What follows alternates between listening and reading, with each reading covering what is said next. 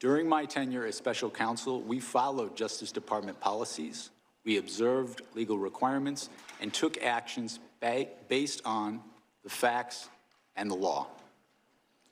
I made my decisions without regard to President Trump's political association, activities, beliefs, or candidacy in the 2024 election.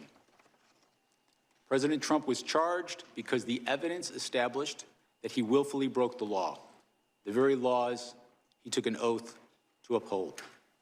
Grand juries in 2 separate districts reached this conclusion based on his actions, as alleged in the indictments they returned.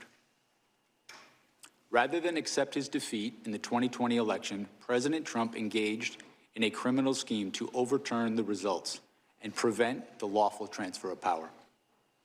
After leaving office in January of 21, President Trump illegally kept classified documents at his Mar-a-Lago social club and repeatedly tried to obstruct justice to conceal his continued retention of those documents. Highly sensitive national security information was held in a ballroom and a bathroom. As I testify before the committee today, I want to be clear. I stand by my decisions as special counsel, including the decision to bring charges against President Trump. Our investigation developed proof beyond a reasonable doubt that President Trump engaged in criminal activity.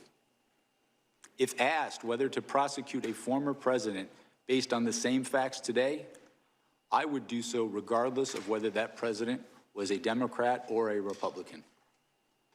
No one should be above the law in this country, and the law required that he be held to account, so that is what I did. To have done otherwise on the facts of these cases would have been to shirk my duties as a prosecutor and as a public servant, of which I had no intention of doing.